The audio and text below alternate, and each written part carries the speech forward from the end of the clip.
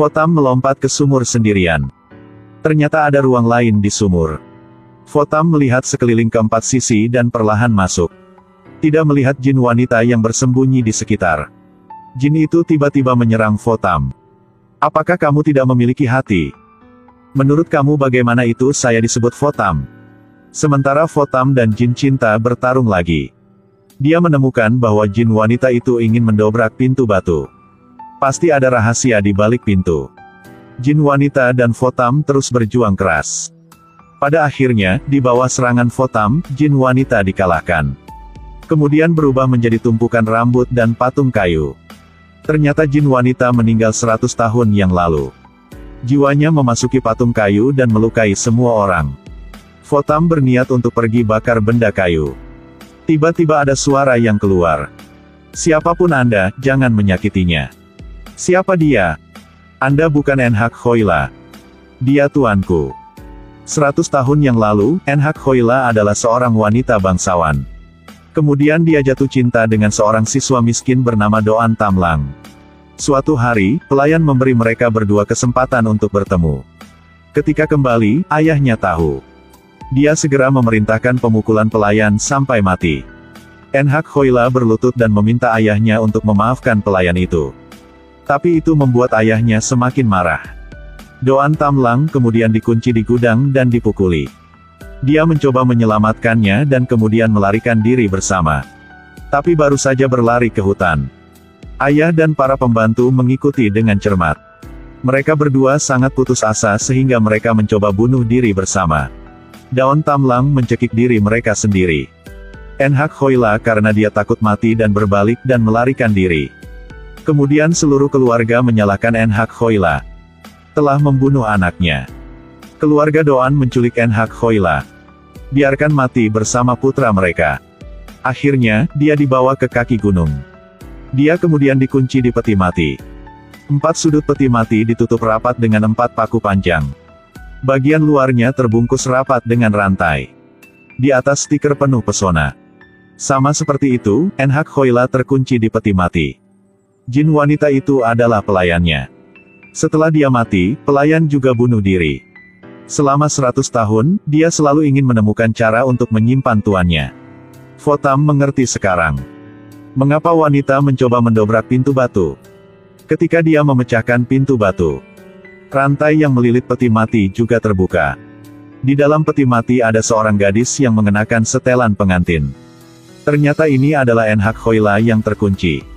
Di dahinya direkatkan dengan 2 jimat.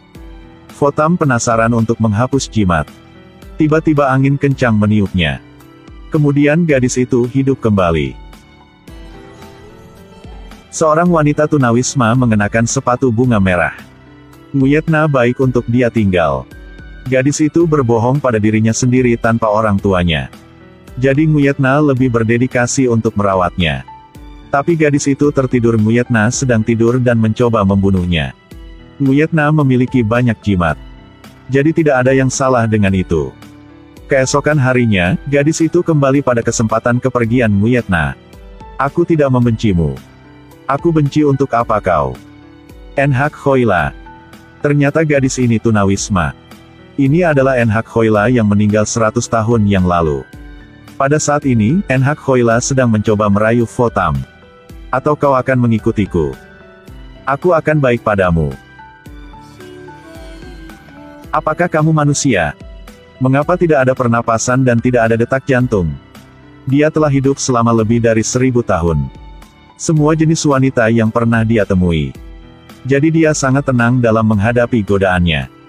Tapi dia masih tidak melepaskannya. Dia bahkan melompat ke pangkuannya. Pada saat ini, Nguyetna kembali dan menangkap pemandangan ini. Dia marah dan mengusirnya keluar rumah. Pelakor. Saya baik kepada Anda untuk berada di sini tapi kamu jahat. Pergi. Enhak Khoila tidak puas, dia berpikir tentang bagaimana mendapatkan Fotam. Pada saat ini, Zhang Jinzong lewat. Baru saja melihatnya. Zhang Jinzong jatuh cinta padanya. Dia melihat gadis itu. Aku hanya akan melalui. Gadis ini sangat rapuh dan naif. Membuat Zhang Jinzong bergetar. Gadis itu masih berusaha untuk menghancurkan musuh. Dia melakukan sihir. Selembar kertas bayangan orang terbang dan menempel di leher Nguyet Na. Nguyet Na tiba-tiba terasa sangat terpana, lalu pingsan. Pria kertas di leher Nguyet Na membuatnya jatuh ke dalam mimpi. Dalam mimpi itu, dia menjadi perwujudan Enhak Khoila. Tak berperasaan meskipun sihir tinggi. Tapi itu tidak membantu Nguyet Na. Karena sihir ini sangat sulit untuk dipecahkan. Jika sengaja merobek kertas orang karena Nguyet Na juga terluka. Dalam mimpi itu, Nguyet Na karena membunuh kekasihnya dikunci dalam peti mati oleh seluruh keluarga. 4 sudut peti mati ditutup rapat dengan 4 paku. Itu juga dibungkus erat oleh tali. Nguyet Na takut untuk melawan. Pada saat ini, pernapasan Nguyet Na berangsur-angsur melemah. Hanya ada satu cara pakai darah. Enhak Khoila. Kembalikan aku Nguyet Nha. Kemudian rantai di peti mati mulai retak.